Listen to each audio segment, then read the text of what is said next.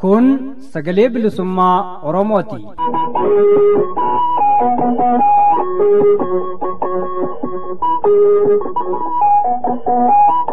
Sagaleen bilisummaa Oromoo dambalii gabaabaa meetir baandii 19 kiiloo heerzii 15,420 irratti jimaataa fi dilbata galgala sa'aatii 8 hanga sa'aatii 8 walakkaatti afaan Oromootiin roobii ammoo galgala sa'aatii 8 hanga sa'aatii 9tti afaan Oromoo fi qophiilee dabarsuu amma jalqaba. Kun sagalee bilisummaa Oromooti.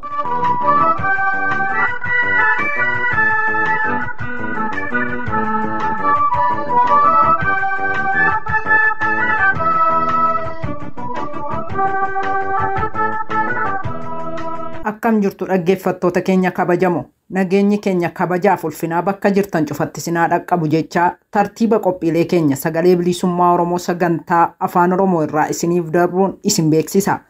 Jalqabbii sagantaa keenyaa irraa haga xumuraatti keessummeessuun kan isin faana turu Anayyaantu Bulchaati.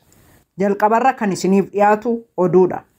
Qaamoleen dhaabbata mootummoota gamtoomanii fi qooda fudhattoonni dhimmi ilaallatu marti naannoo Oromiyaa godina Booranaaf Gujii keessatti lubbuu namootaa baraaruuf akka birmatan adda bilisummaa Oromoo ibsa guraandhala 27 bara 2023 baaseen yaamicha godhee jira. Ibsa adda bilisummaa Oromoo irraa kenname kana oduuttaan sun isiniif dhiyeessina. Haala ongee godina Booranaan wal qabatee rakkoolee jiran irratti gaaffiif deebii gabaabaa jiraattota keessaa nama tokko waliin taasisnee qabannee isiniif dhiyaanna.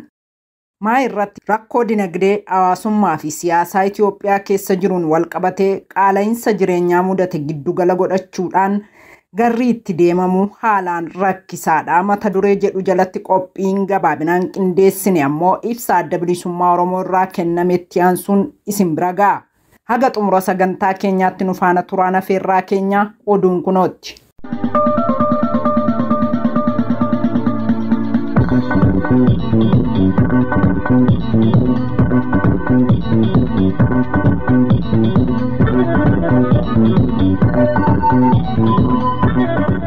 Irra deebuudhaan ashamaa akkam jirtu dhaggeeffattoota keenya kabajamoo fi jaallatamoo sagalee bilisummaa Oromoo sagantaa afaan Oromoo irraa oduu qabannee dhiyaanne irraa oduu har'aa akka isin dhageessu an Waaqonoleeti. Qaamoleen dhaabbata mootummoota gamtoomanii fi qooda fudhattoonni dhimma ilaallatu marti naannoo Oromiyaa godina Booranaa fi Gujii keessatti lubbuu namootaa baraaruuf akka dirmatan addi bilisummaa Oromoo waamicha taasise. Addi bilisummaa Oromoo yaamicha kana kan taasise hongee kibba Oromiyaa godina Booranaatti dhalachuun balaa guddaa dhaqqabsiisaa jiru laalchisuun ibsa guraandhala 27/2023 baaseeni. Dararama dhala namaa godina Booranaa fi godinaalee ollaa Gujii keessatti mudachaa jiru dandamachuun ulfaataadha kan jedhe ibsi adda bilisummaa Oromoo kun dararama haadholii, jaarsolii, daa'immanii fi dhumaatii horii akkanatti arguun laphee nama cabsa jedheera. Hongeen qaama balaa jijjiirama naannoo fi qilleensaan wal qabatu keessaa tokko yoo ta'e iyyuu rakkoon ammaa kun waraana, sochii hawaasummaa, siyaasaa fi diinagdeetiin daran hammaatu ibsuun mootummaan PP hongee kanaaf xiyyeeffannoo kennuu irraa waraana ofumaa Oromiyaa fi Tigraay keessatti uumeen qabamee akka tureef jiru hubachiise. Qaamolee waan danda'aniin tumsaa jiran mara addi bilisummaa Oromoo abaawoon gaafachuun dhaabbileen miti mootummaa geggeessitoonni hawaasaa fi qaamoleen mirga dhala namaaf falman sadarkaa hammaataa balaan kun irra ga'ee jiru qalbeeffachuudhaan deeggarsa sadarkaa balichaan wal simu argamsiisuuf tattaaffii barbaachisaa akka godhaniif yaamicha godheera. Dhaggeeffattoota keenya guutummaa ibsa kana oduutti aansinee isiniif dhiyeessina. Horsiisee bultoonni godina Booranaa loon gatii boqqolloo kumtaala tokkoon gaditti gurguraa akka jiran ibsame. Hongee godinichaatti mudate hordofee hanqina margaa fi bishaaniin beeyladoonni kan miidhaman ta'uu kan himan horsiisee bultoonni godinichaa loowwan hafan gurgurachuuf gabatti baafnus gatii madaalu argachaa hin jiru jechuun maddeeniif yaada isaanii kennaniiru. Loon fooyya'aan gabaa yoo argate birrii 2,000 hanga 4,000 yoo baasu gatiin xiqqaan hanga birrii 500 ta'uu himaniiru. beeyladoonni isaanii gatii baasuu dhabuun gabatti gatanii hanga galanitti gahaa jiraachuu kan ibsame yoo ta'u, hongee mudate kana hordofee gatiin gaalaa gatii duraan baasu irraa walakkaan gadi buus ifa godhu. Rakkoo walitti hidhamiinsa gabaa jiruun beeyladoota nu harkatti hafan gurgurachuu hin dandeenye kan jedhan horsiisee bultoonni godina Booranaa hongeen madditti gabaa dhabuun miidhaa dabalataa ta'uu himan. Walitti hidhamiinsa gabaa uumuuf dhaabbilee barnoota olaanoo fi godinaaleef xalayaa barreessuunis hanga yaadame bu'aa hin finne kan jedhan itti gaafatamaa waajjira daldala godinichaa obbo Hussein Hajjii walitti hidhamiinsi gabaa akka uumamuuf tumsa qaamolee dhimmi ilaallatu gaafatu maddeeniif ibsaniiru. Hongee godinichatti mudate hordofee qabeenya beeyladaa miliyoona 7.2 keessaa miliyoonni 4 du'uu ragaan boodan argame ifa godha. Dhaabbileen gargaarsaa naannoo Oromiyaa keessa socho'an lakkoofsaan 12 ta'an ibsa waloo baasaniin qaamoleen dhimmi ilaallatu hundi rakkoo namoomaa Oromiyaa keessatti mudateef xiyyeeffannoo barbaachisu akka laatan gaafatu isaanii Addis Istaandaard gabaase. Dhaabbileen miti mootummaa kunneen ibsa gamtaa namoomaa jedhuun baasaniin jiraattonni naannichaa miliyoona 14 ol ta'an sababa hongee fi walitti bu'iinsa gargaarsa nyaataa hatattamaa akka isaan barbaachisu kan eeran yoo ta'u, isaan kana keessaa kanneen miliyoona 3.4 ta'an qe'ee isaanii irraa kan buqqaan ta'uu ibsaniiru. Jiraattonni naannichaa sababa rakkoo hongee fi walitti bu'iinsa yeroo dheeraadhaaf tureen miidhaman haala rakkisaa keessa akka jiran kan eere ibsichi gargaarsa namoomaa hatattamaa akka godhamuuf hubachiiseera. Hongee godina Booranaatti uumameenis loowwan 46 ol ta'an du'uu fi maatiin baay'een loowwan qabu dhabuu isaa ibsi kun ni hubachiisa. Akka ibsa kanaatti manguddoota haadholii hoosisanii fi daa'imman umriin isaanii 5 gadi ta'an hanqinni nyaata madaalawaa olaanaan irratti mul'ateera. Kana malees jiraattonni naannichaa hedduun hanqina nyaata madaalawaa giddu galeessa irratti mul'achaa kan jiru yoo ta'u, kunis yeroo dhiyootti gara sadarkaa olaanaatti ce'uu akka danda'u akeekkachiiseera. Haala waliigala Oromiyaa addatti godina Booranaa keessa jiru jiraattotaaf yaaddessaa ta'uu kan eere ibsi gamtaa dhaabbilee gargaarsaa kunneen seenaa Booranaa keessatti hongeen akkasii mudatee hin beeku jedheera.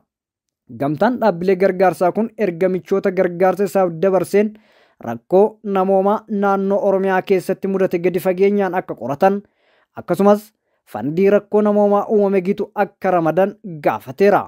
Buqqaatonni naannicha keessatti qe'ee isaanii irraa buqqaan nyaata, mana tajaajila fayyaa, barnootaa fi meeshaaleen qulqullinaa guutamuu fi akka qabu kan hubachiise ibsi waloo kun naannichatti hawaasni miliyoona 3.7 ta'u deeggarsa bishaan dhugaatii hatattamaa akka barbaadus kaaseera. Gurmaa'inna magaalota onootaa fi godinoota PP murteessitee wal qabatee mormiin cimaan uummatarraa PP mudatutu barame. Guraandhala 27/2023 manni maree bulchiinsa mootummaa naannoo Oromiyaa walgahii idilee sadaffaa bara hojii jaffaa waggaa lammaffaa geggeesseen gurmaa'inna haaraa magaalota onootaa fi godinoota jechuun kan dur ture godina tokkorraa godina biraatti kutu akkasumas godina haaraa uumuun murtoo dabarsuun isaa ni yaadatama. Haa ta'u malee haalli gurmaa'insaa kun duudhaa seenaa fi fedhii uummataa hin ibsu waan fedhii uummataa malee humnaan uummatatti fe'an jechuun godinoota Booranaa, Gujii fi Baaleetti mormiin qaama PP'tti ka'utu barame. Akka kanaan mormii ka'e kanaan godina Gujiitti waajjiraaleen gandaa tokko tokko uummataan gubachuu fi sana hordofee qaamni mootummaa hidhate uummatatti dhukaasuun lubbuun namoota nagaa 2 akka baatetu barame. Oduu xumuraatiin Uummattoota Itoophiyaa sababa walitti bu'iinsaa fi jijjiirama qilleensaatiif miidhaaf saaxilamanii gargaarsa barbaadan deeggaruuf waajjirri dhimmoota namoomaa dhaabbata mootummoota gamtoomanii Oochaan gara doolaara biliyoona 4 akka barbaachisu beeksise. Bara 2022 miiliyoon Itoophiyaa miliyoonaan lakkaa'aman sababa balaa uumamaa fi walitti bu'iinsa uumameen gargaarsa namoomaa hatattamaa akka isaan barbaachise waajjirichi ibseera. Karoora gargaarsa namoomaa Itoophiyaa Oochaan baase keessatti lammiileen miliyoona 20 ol ta'an guutuu biyyattiitti bara kana deeggarsa taasisuuf doolaara biliyoona 3.99 akka barbaachisus ibseera. Lammiilee deeggarsa hatattamaa barbaadan keessaa miliyoonni 4.6 lammiilee godaansa biyya keessaaf saaxilamanidha jedha Oochaan. Biyyoota jijjiirama qilleensaaf saaxilamoo ta'an keessaa tokko kan taate Itoophiyaan waqtii roobaa 5 walitti aansuun rooba gahaa dhabuun naannolee biyyattii tokko tokkotti gogiinsa hamaa akka mudate dhaabbatichi yaadachiiseera. Karoorri gargaarsa namoomaa Itoophiyaa akka tilmaametti lakkoofsi fayyadamtoota naannolee gogiinsaan miidhamanii miliyoona 13 akka ta'us ibseera. Gogiinsi kun wabii nyaataa fi hanqina dhiyeessii bishaan tiksitootaa fi walakkaa tiksitootaa kutaalee ba'aa fi kibba biyyattii keessatti fidu qofa osoo hin taane carraa weerara dhukkubaa akka kaasu ibseera. Ochaan waldhabdeen naannoo Oromiyaa keessatti mudate rakkoo kenniinsa gargaarsa namoomaa qofa osoo hin taane ummanni qe'ee isaa gadhiisee godaanuuf sababa ta'uus ibseera. Waajirri qindoomina gargaarsa namoomaa dhaabbata mootummoota gamtoomanii Ochaan akka beeksisetti kenniinsa gargaarsa namoomaa bara kanaatti dhimmoota bu'uuraa 3 irratti kan xiyyeeffatus ta'uu jedheera. Kunis hojiiwwan lubbuu baraaruu raawwachuu, tajaajila bu'uura nageenyaa qabuu fi hunda galeessa ta'e kennuu, kutaaleen hawaasaa miidhaman miidhaa irra ga'e irraa akka dandamatanii fi rakkoolee walxaxoo isaan mudate irraa akka dandamatan taasisuudha jedha Ochaan. Itoophiyaatti barbaachisummaa gargaarsa namoomaa baay'ee olaanaa ta'uu waajirichi ibsee balaan uumamaa fi walitti bu'iinsi tajaajila hawaasummaa biyyattii hamaa ta'e waliin walitti makamuun rakkoo kana daraan akka hammeesses gadi jabeessee hubachiiseera.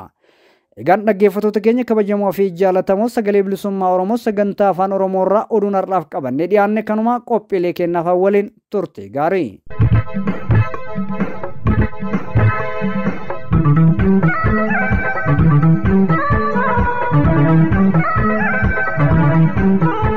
Dhaggeeffattoota sagalee bilisummaa Oromoo sagantaa afaan Oromoo qophiin keenya oduun eegalee ammallee akkuma itti fufetti jira.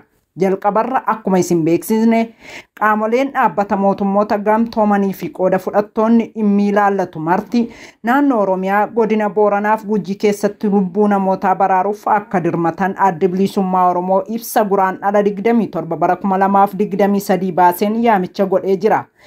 Ibsa adda bilisummaa Oromoo irraa kenname kana isin biraan geenyaa hordofaa.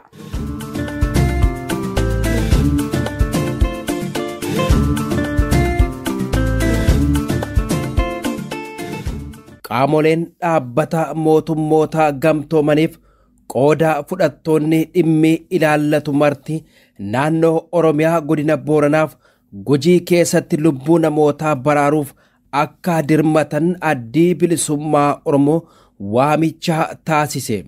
Ibsa adda bilisummaa Oromoo ABO.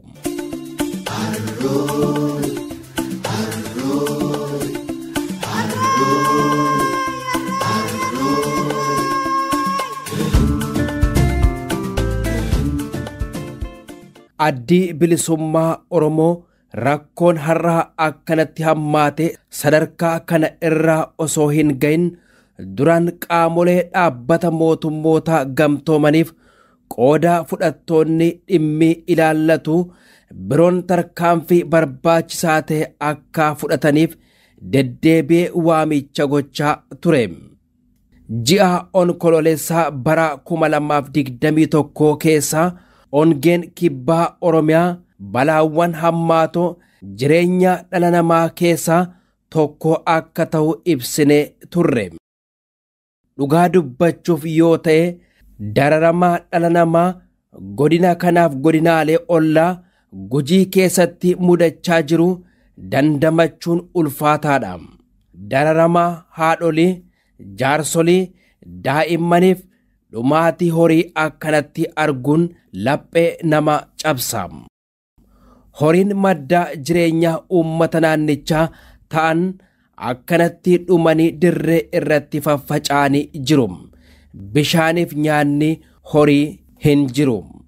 Hongeen qaama balaa jijjiirama naannoof qilleensaan wal qabatu keessaa tokko yoo ta'e iyyuu rakkoon ammaa kun waraana sochii hawaasummaa siyaasaaf diinagdeetiin daran hammaatee jira. Keessumaa immoo kufaatii mootummaa ifatti kan agarsiisudha.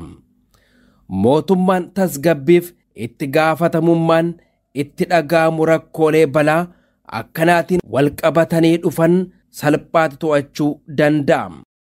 Sirna akeekkachiiftuu duraaf maloota to'annoo balaa bu'aa qabeeyyii ta'an diriirsuudhaan gaaga'ama lubbuu dhala namaa diinagdeef hawaasummaarraan gahaa jiru xiqqeessuuf to'achuun ni danda'ama ture. Haa ta'u malee mootummaan waraanaa matuma isaatiin Tigraayiif Oromiyaa keessatti uumeen qabamee waan tureef jiruuf dhimmoota hawaasummaaf diinagdee akkanaatiif xiyyeeffannoo hin kennine. Balaa hongee haaluuf irraa baqachuun amala mootummoonni Itoophiyaa dhufaa darbaa ittiin beekamanidha.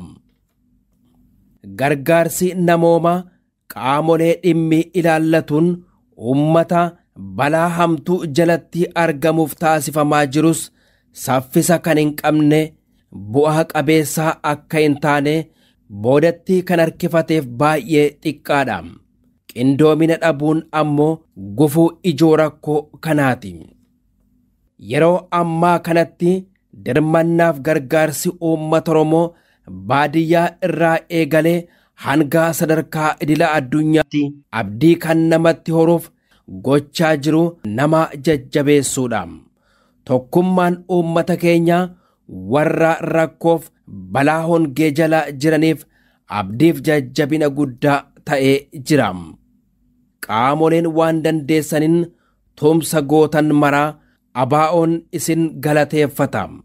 Akkasumas dhaabbileen miti mootummaa geggeessitoonni hawaasaaf qaamoleen mirgaa dhala namaaf falman sadarkaa hammaataa balaan kun irra ga'ee jiru qalbeeffachuudhaan deeggarsa sadarkaa balichaan wal simuu argamsiisuuf tattaaffii barbaachisaa akka gootan dhaammanna.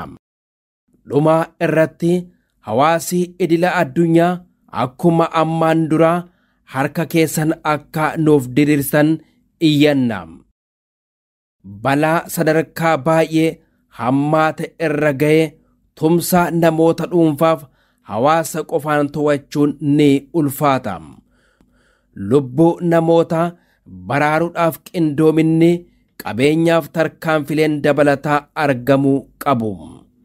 Qaamoleen dhimmi ilaallatu itti gaafatamummaa qaban baha Afriikaatti bakkoota balaan akkanaa deddeebi'ee mul'atutti rakkinicha yeroodhaaf dhabamsiisuu qofa osoo hin taane hidda rakkinichaa buqqisuudhaaf furmaata waaraa barbaaduuf diriirsuun barbaachisaadha jenna. Injifannoon uummata bal'aaf adda bilisummaa Oromoo Gurraandhala 27 bara 2023 Finfinnee.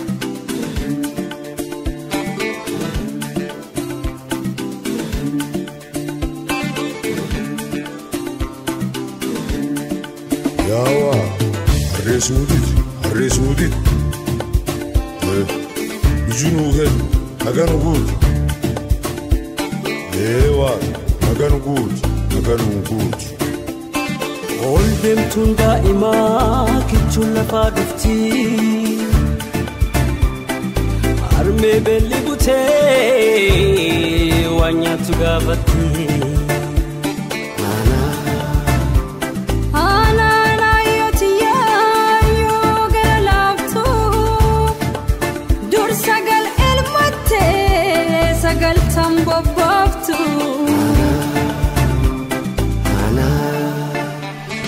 Arra jenne maraf nu dakkabalami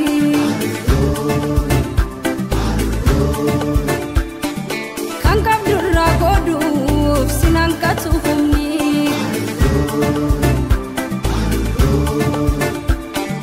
Desu din kajirtu marma waluge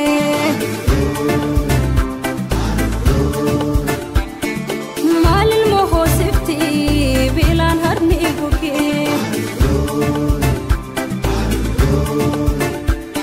Lubbuun tokko gamisni kuufee gamisni nagabu argaa anaan jechuu namu waliin dhabu bufaatuun kiyya keeti cabnoliin okkolla kufnu solumaan ceenu soliin offolla dheebuun kan kee kiyya beelli keenaaf beela waliin ga'uu dhabaan dhandhamanne heela jibitaaf mirgaa illaaltu kophaatti waan rabbirraa dhufu malaaf walitti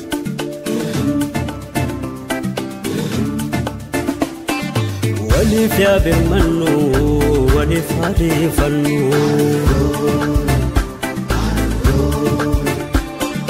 Galte baraan galteef lammi faadha qabnu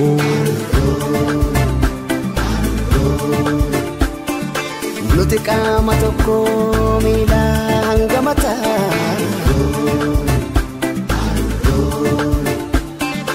hangafti abbaadha maaf dabadeet mataa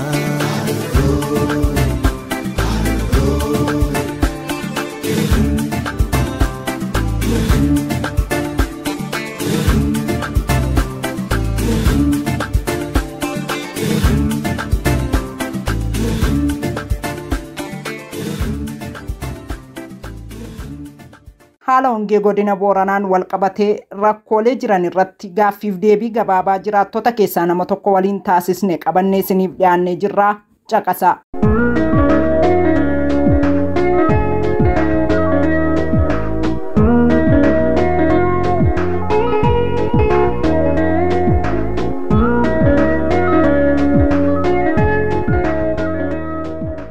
Tole duraan dursa fayyataa yaada nulaachuudhaaf argamuu keessaniif maqaa keessan eenyu jedhu naannoo jirtan weessaay. Barsiisaa Uqqara Koboroo jedhama godina Booranaa Yaaballoo irraa jechuudha. Tole barsiisaa ulfaadha. Barsiisaa argachuun kiyyaayyuu immoo carraadha. Baay'ee gaariidha. Jalqaba irratti haaluma hawaasni yeroo ammaa keessa jiru irraa kaanu maal fakkaata haalli jiruuf jireenya hawaasa yeroo ammaa? Jiruuf jireenyi uummata keenya badhaadha ture, hawwata ture. Uummati keenya uummata waggoota dheeraa fi quufu malee beela argeetti hin beekne, gammada malee gadadu argee hin beekne, tapha hobli malee dhiphina maata argee hin beekne uummata horsiifate bulaa dhaltii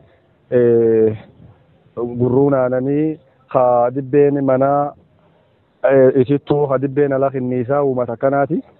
Uummati kun immoo horsiifate bulaa. Horsiifate bulaan immoo wanni inni horsiisu horiin looni reef gaal qabaa. Wanni kun immoo beelladii akka hin beektaa marraaf bisaan malee jiraachuu hin danda'u akka nama sagalee nyaatu marraaf bisaan hin jiraata. Marraaf bisaan immoo yoo waaqi gubbaa roobe malee bisaan hin argamanii. Yoo waaqi roobe malee margi hin margu yookaan marri hin marru. Sababa jijjiirama qilleensaatiin wal qabatettiin ganni sadeen dabre guutuma guutuutti bokkaan hin jiru. Godina Booranaa bokkaan hin jiru. Dabree irroo jedhanii fulaatti eegamutti baay'ee xiqqaata. Sababa kanaaf gogiinsi baay'een uumamee uummati keenya horii namni durii har lama sadi bobbaasu dhabee deegee agaa harki nama eeggachuu dhufee jechuudha. Ammatti wanni jira ammoo waaquma kadhachuu jirra waaqi nuu roobaa inni ittiin abdanna waaquma nu dhale mala isaan nu uume nuun balleessu ammoo haalli ammaan tan uummati kee jira baay'ee ulfaataati. Tole fayyaa ta'a barsiisa. isin barsiisaadha hawaasa kanatti dhiyaatanii jirtu keessa jiraataa jirtu waan ta'eef haala jiruuf jireenya hawaasaa sirnaan quba qabdu. Amma uummanni Booranaa uummanni gara miiliyoona 6tti dhiyaatudha. Uummanni walumaa gala Booranaa keessa jiru. Uummanni kun immoo hongee hamaa yeroo ammaa akkuma Afrikaattuyyuu waggaa 40 keessatti hongee hamaadha jedhamudha. Hongeen naannoo kana mudate. Hongee kanaan uummanni miidhamee amma yeroo ammaa kana gargaarsi karaa nama dhuunfaatiinis dhaabbileen adda addaas gochaa jiru. Mee gargaarsi kun akkami hawaasa dhaqqabaa jira? Gargaarsi dhugaa qaamolee akka karraa qaamolee mootummaa ta'ii miti mootummaa ta'ii nam dhuunfaa ta'ii warreen lammi biyya ala jiraatanii keenya san dabalatee Ameerikaa asii nami kenna nami Oromoo jechuun hulakka akka jiranii haruma miidiyaa kanaan waan hedduu qindeessanitti uummata kenna uummata Booranaa horii dhabee ittiin rakkata kana horiin yaa obbayee akka immoo ilmeen nama beelaaf dheebuun hin miidhamnee fi deeggarsi taasifamuu jiru guddaa. Tole.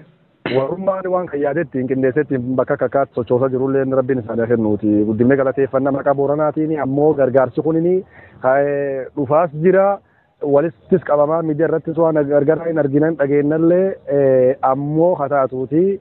Baay'ee uummatii walumaa galaatti jechuun godini Boorana aanaan 13 bulchiinsa magaalota akka dabalatee waliigaletti hin beela'e waliigalettiin hongeen kun akka waliigalaatti itti dhufe yookaan aanaan tokko hongeen qabatee aanaan tokko bokka argate adoon ta'inu guutummaa isaattu iyyuu hongee ta'e ammoo nama ganga'u hojii harka waaqaan ta'in harki nama beektaa fuula cufaliin dhaqqabuullee hin danda'u.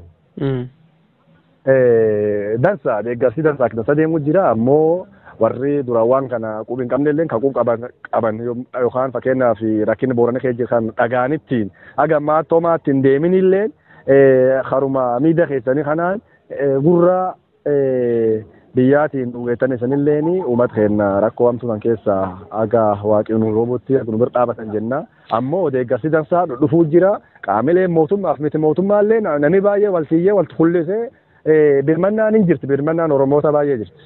Gaariidha.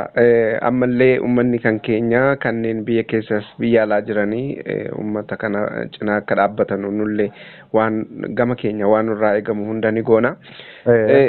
Mee odeeffannoo tokko yeroo darbee miidiyaa irraa dubbise tokkotu jira.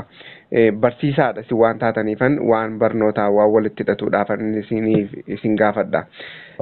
Odeeffannoo akka biiroo barnootaa godinicharra dhaabbatamee bahe jedhamutti bara kana barattoonni 7,000 ol kan ta'anii sababa hongee kanarraani barnootarraa addaan dacituu harcaatiin uumamuu qabxiin isaaniillee baay'ee gadi bu'aa ta'uudha kan gabaasa sanarra ture. Isin barsiisaadha manni barumsaa 49 ol kan ta'u ni cufame kan jedhu odeeffannootu jira waan sanarratti wanni kun hagam dhugaadhame. Wanni dhugaan ta'in tokkollee hin jirtu akka baay'ee dhugaadha. Wanni jira especially hongeen ekonomikii biyyaati barbadaa'e. Horiin dhabamu jechuun Boorani wanni inni qabu ekonomikiin isaa yookaan qabeenyi isaa wanni inni eedateetti hin herregatu horii dhabe jechuun oomishuu dhabe jechuudha. Akka malee isaa kooyyuu gabbu'e uummati keenya. Namni horii durii loon 300-400 qabu coftinuu dura obba'anii yookaan dhumatanitti ankaleessa durees jedhametti waamamee har'aa deeg jedhamee waamamuu ajjeesaa jedhanii harkaan haguuf ajjeesuutti deemu. Baay'ee garuu manni barumsaa akka malee riskii jira.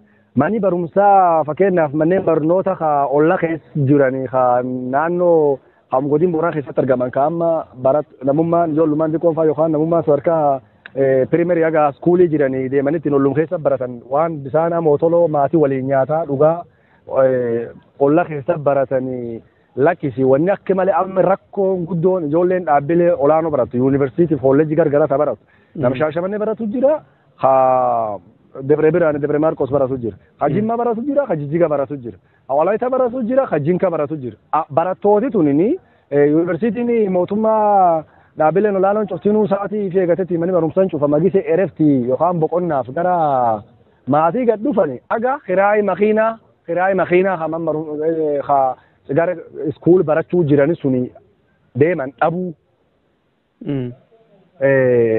Maatiin durii horiin barsiiftii, loon gurgurtii fi re'ee gurgurtii fi amma immoo nyaati garaatti namni nyaatuyyuu haala makee waan jiruuf barattooti waan kiraayi makiinaa gara yuunivarsiitiif kolleejjii ittiin imalti dhabdetti rakkattettiin akki malee bakka waan akki malee amaamaa jira abbaa adda dubbachuun akka malee waan tokko jabeetta booranii mammaakee waan tokko yoo ati nam gaafattu wanni kunin agarta malee himanii hin beeksisu agarta malee himanii hin beeksisu jechuun waan ilaan argite yoo ilumtan teetiin argite yookaan ijumaan keetiin argite waan imaajin gootu yookaan waan irraa hubattu tokko waan yoo waan jechi qabaatee irraa dubbattu yoo ilkaan keetiin agarte malee waan jechi haasaan nama yookaan jechi nama oduun sitti mul'isne jira. Wanni Booranaa haasaa oliidha yoo agarta ija hin ta'in dhuftee ijumaan namni tokko Booranaa takka rakkachuu jiraa yoo jedhan ittiin haasa'amu qalbiifatti fakkaata dhugaayyuu dhiisuu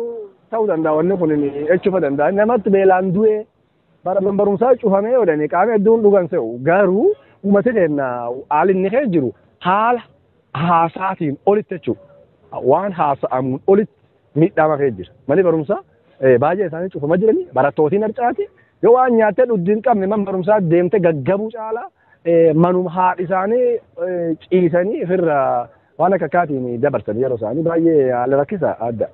Yeroo adda addaatti amma riippoortiin gabaasni adda addaa ni bahaa jira dhaabbileen mootummaa akka UN fa'aa ni kaasaa jiran.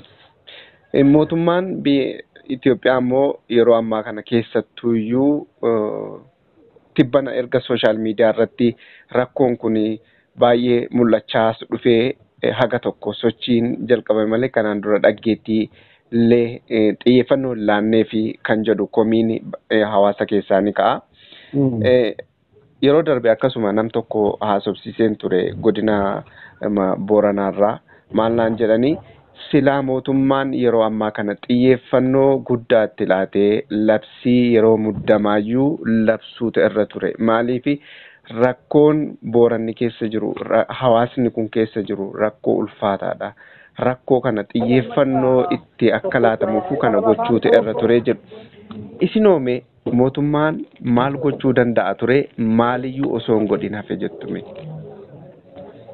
Mootummaan keenyallee dhugaa sila state of emergency osoo lamsamte gaarii ture akkas hawaas turre ammoo haa ta'uuti agas mara homa wanni miidiyaa irra bahetti hin jedhan dhibin hin jirtu garuu mootummaan lee jennu mootummaan namummaan keenya fulakka akka jiru gaggeessummaa ibi nama haa ta'uudhaan chabeebee birri miliyoona tokkoo fi miliyoona 102 miliyoona 102 akkasumas kan arjoomte mootummaan naannoo Hararis deeggarsa uummata keenyaaf taasisee ture abbootiin qabeenya Oromoos baay'een isaanii deeggarsa akka dandeettii isaaniitti uummata keenyaaf baay'ee taasisaa turanii ammoo haa ta'uuti wanni namni amma gumaachuun nyaata fakkeenyaaf midhaan bitanitti uummataa kennanii midhaan fakkeenyaaf 25 kiloogiraamiin tokko bulii 5 ja'a caalaa dhaabachuu dhiisuu danda'an because man tokko keessa maatiin biraatti 8 fa'a 9 fa'a akka 12 jechuudha. Maatiin kun fakkeenyaaf deeggarsoo jedhan amma deeggarsi aana sun taasifamee jedhanii man tokko midhaan yookaan bullaa boqqolloo ta'uu danda'a bullaa waan biraa ta'uu danda'a. Kiloogiraam 25 caala yoo kiloogiraam 25 itti kennin bulii 5 bicha dhaabatan garuu itti rakkinni itti fufaa jechuudha midhaan dhumatanii rakkinni itti fufu. Kanaafuu xiyyeeffannoon gara mootummaallee mootummaan naannoo Oromiyaa asiin dura waan jedhibii hin qabu waan deeggarsanatti dhaabbileen akka NGO keeriin fa'aan yoo deeggarti malee uummata keenya waan karaa mootummaatiin dhufetti amma mootummaa naannoo Oromiyaatti waan kan uummata Booranaatti beessa akkana murteessoo kaanii deeggarsa akkana taasisedhanitti miidiyaa irratti ilaanis wanni arginu tokko illee hin jirtu. Tole amma naa kaastanii kaatanii qabxiyanii tuquu barbaade. Uummanni kuni gargaarsi amma kiiloo 25 kennamuuf guyyaa 3 guyyaa 4 qofaadha. Saniin booda garuu ammas beelli sun itti fufu. Kanaaf hawaasni kuni akka dhaabbataadhaan gargaaramuudhaaf yookiin immoo akka dhaabbataadhaan jireenya isaa idileetti deebi'uudhaaf maaltu ta'uu qaba ture? Maaltu osoo godhamee jettu?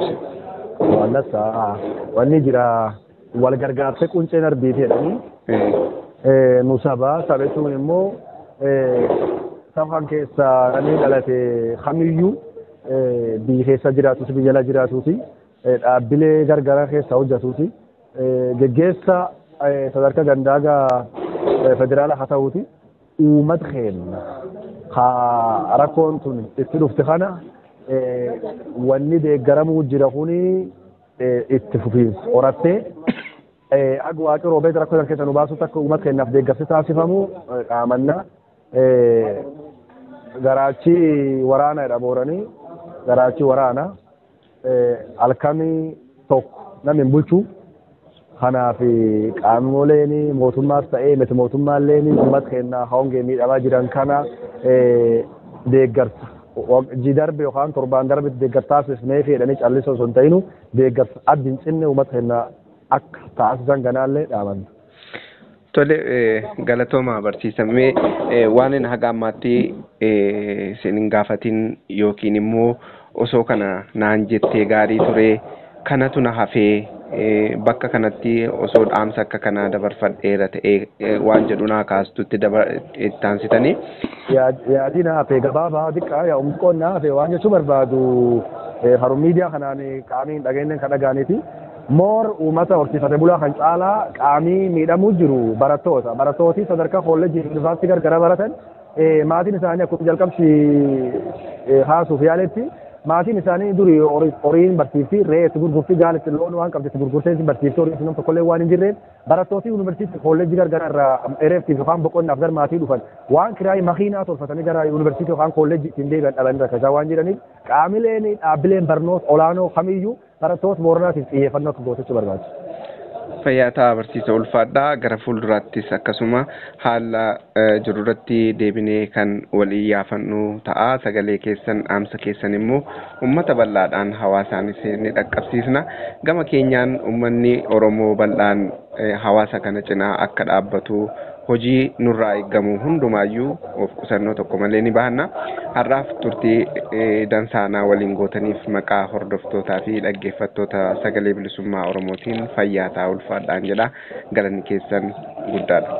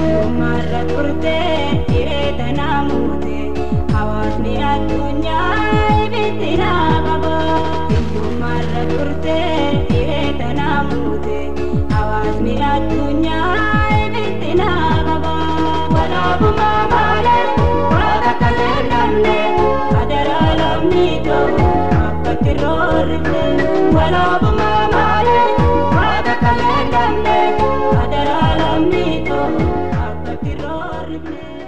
Dhaggeeffattoota keenya amma qophii keenya xumuraarra geenye jirra. Innis rakkoo dinagdee hawaasummaa fi siyaasaa Itoophiyaa keessa jiru wal qabatee qaala'insa jireenyaa mudate giddugala godhachuudhaan garri itti deemamuu haalaan rakkisaadha mata duree jedhu jalatti qophii gabaabinaan qindeessanne isinii dhiyeessinaa faana bu'aa.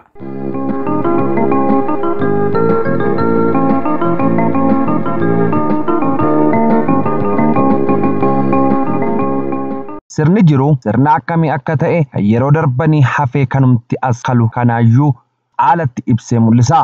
Taateen biyya kana keessatti guyyaatti, torbanitti, ji'atti, achirraayis waggaatti ta'aa oolan madaala mootummaa kana ni ibsa.